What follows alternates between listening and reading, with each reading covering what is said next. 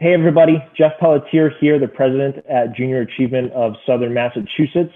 And we've got a really great featured panel here this morning for you. We're really excited about it. We know you will enjoy it as well. And Carrie and Bobby, thank you both so much for being a part of it.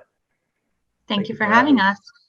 Yeah, absolutely. Thank you both for doing this. And to kick things off this morning, we'll just start with some brief introductions. And so, Carrie, do you mind just introducing yourself to all the students watching today and just giving a bit of an introduction of who you are and what you do in your career?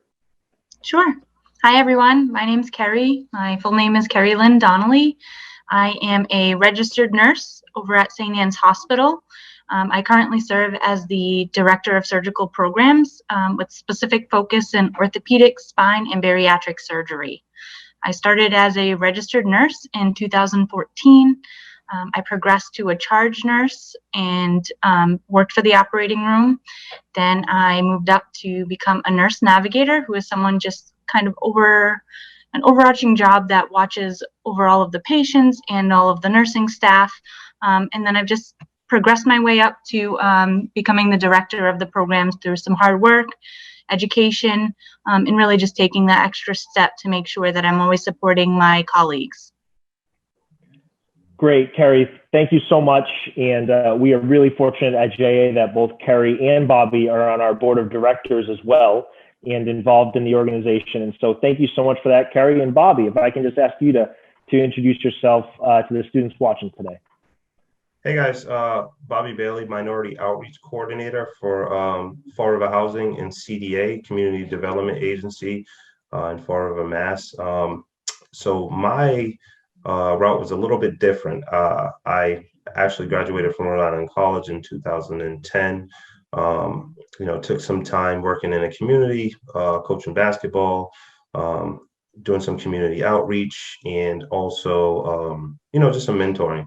And around about 2013, 14, ended up working in the schools full time for a little bit before transitioning to California, where I worked in the NFL and did some public relations work and some community work, and then transitioned back here into the role that I'm in now.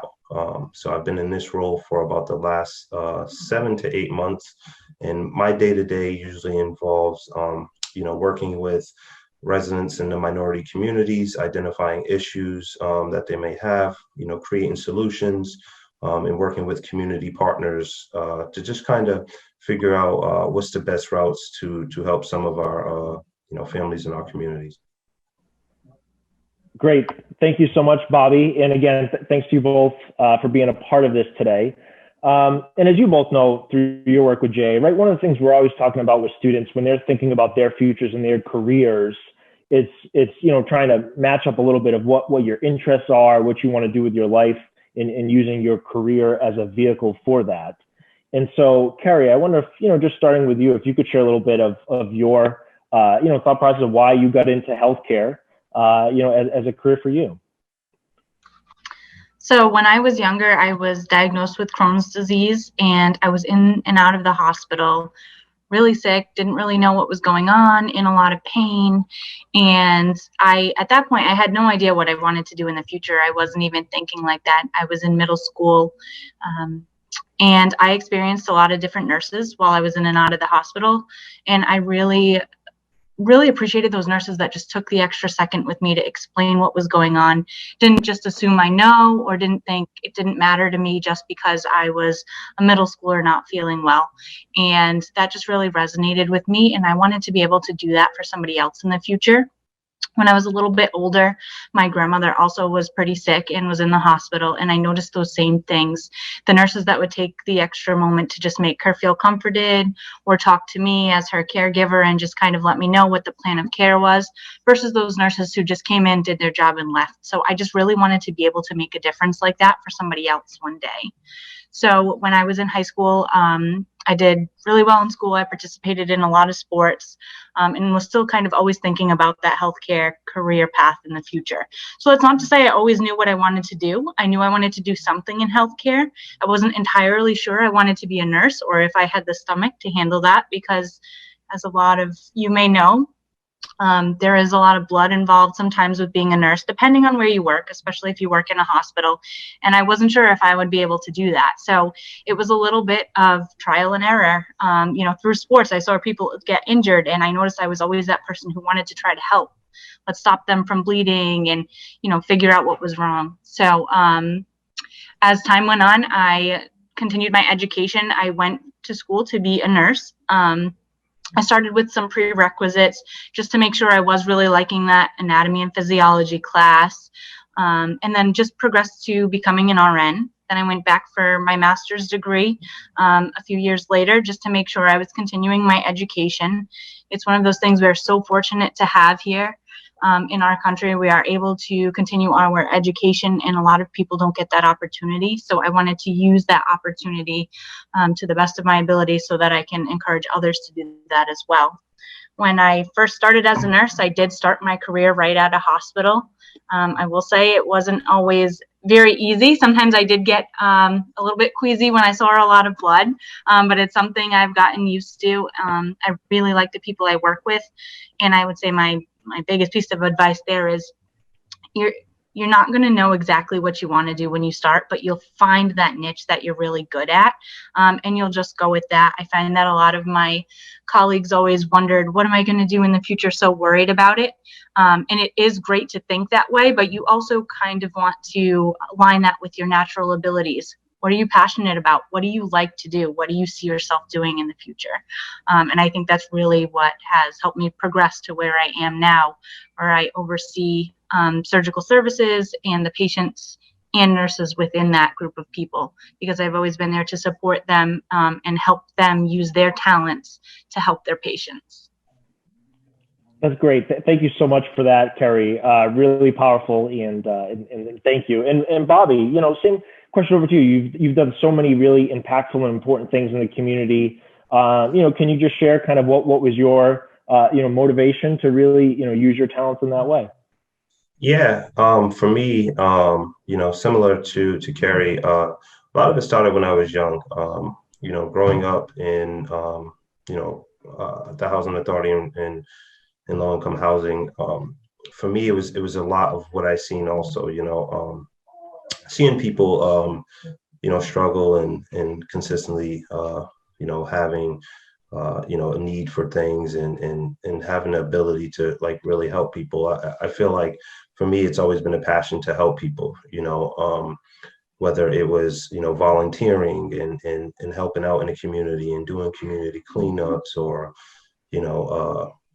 getting summer jobs that just involved, helping out in the community. And I think that kind of transitioned, into who I am today. So, in college, I did graduate with a public relations degree, and I completely agree with Carrie when she said you really don't know, what you're going to do or where you're going to be. I suggest that you try a few things out. For me, I went into public relations for a while, and I didn't know if I wanted to do public relations until I got a role in the NFL and worked for a team doing public relations, and then also was able to combine it with some of the things I've done in the past. Like I said before, I worked in, I worked with kids, whether it was coaching, mentoring, doing community program with the community development agency here. And now in my role in housing, I've been using my PR skills to kind of create communication plans and strategic plans to help out families, and exploring different routes, and also, using technology to leverage, some of the things that we do here, whether it's creating programming or connecting families with community partners, or even just outreach, and finding out what the residents want to do in the city or in these communities, and getting some input, and then also taking that and being able to translate it through social media channels, or the website, which is getting developed now.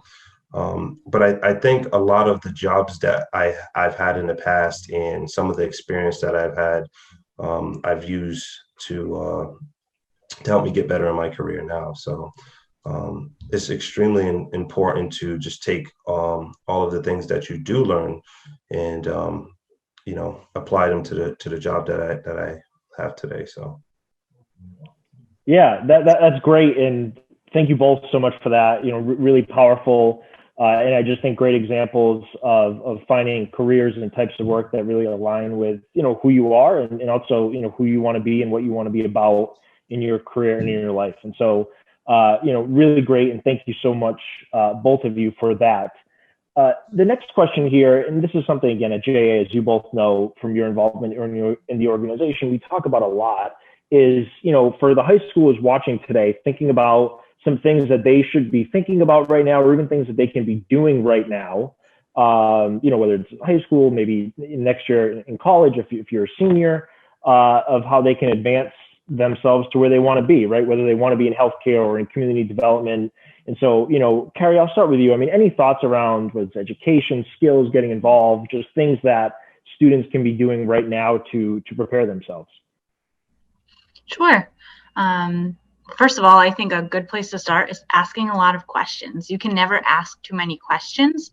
If you find somebody that's in a career that you think might interest you in the future, ask them a lot of questions. Ask if there's anything they do that you could shadow or kind of work with them. They could send you some examples of what they do. Similar to this, just having a conversation about what the day-to-day might look like. I'd also say find any volunteer opportunities you can. There are always people in need, and there is always that opportunity to help others. And sometimes just volunteering your time and helping others helps spark a light in you that really aligns with what you might want to do in the future. So I think there's really a lot to be said for volunteer work and all of those groups that really can use assistance and relate to you. So I guess that's pretty much my piece of advice. And then, of course, you want to continue your education if in that area that you feel passionate about. And you can always make changes in the future. You don't have to start big, start small, take a class here or there, or find a free webinar. Everybody in today's day and age, we're all using webinars and online platforms. So try to find some sites or some pages that you seem to find interest in, and just follow along with those pages. See if that's something that might align with your future or your goals for your career. Great, Carrie. Thank you so much. Really, really good. And Bobby, kind of, the same question over to you. Any thoughts or things that high school students could be thinking right now to prepare themselves for their exciting futures too? Just to leave off what Carrie was saying, I think volunteering is huge. Just to bring my own situation up, my first year working in the NFL, I emailed the director probably for about 6 months and wouldn't take no for an answer, right? Until he finally reached back out, and I was like, I will work for free, whatever you need me to do. And I think that's huge. And to him, eventually, they had a role for me, but reach out to people. Another thing I did is I literally went through, people's LinkedIn profiles who were, in the fields that I were in, and I looked at their paths to get to where they were at. And then also YouTube. And I reached out, I emailed as many people as possible. Some didn't respond back, and I didn't take no for an answer. And if I, didn't find the answer somewhere else, I went to seek somewhere else to find the answer. So do as much research as you can. I think YouTube is a great tool. LinkedIn's a great tool. You have social media platforms. You can, I searched the internet, and also, I even, if I wanted to be, a dentist, I would stop at dentist offices and ask questions. So I think those things are important. Show up, show a face, and don't be scared to ask questions. I completely agree with Carrie. That's one of the biggest things, because the thing is you want to know everything about what you want to do. It's your day to day, and it's what you're going to give your time to. So extremely important. Thank you so much, Bobby and Carrie too. That was great, and I can attest. I've done some of those things in my own life too. So helpful and really spot on thoughts there from both of you. And so for our final question, you kind of always like to wrap up these panels like this with the notion of, you both are community leaders now. You're both really successful professionals now. Putting yourselves in the shoes of all of our Titan competitors today, you're in high school. What's maybe one thing that you wish you knew back then, or any type of kind of final parting advice for any of the high schoolers watching today? And Carrie, I will start with you.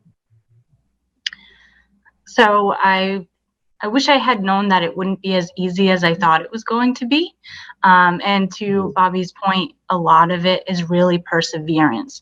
I have to say that as I've progressed in my career, the difference that I have seen in those that have become leaders and those that haven't really is that perseverance.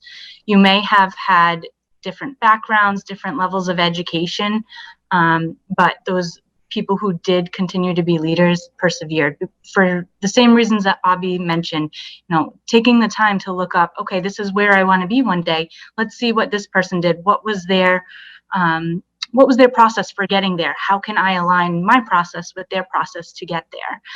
So I think just taking the time to do that and not getting discouraged along the way.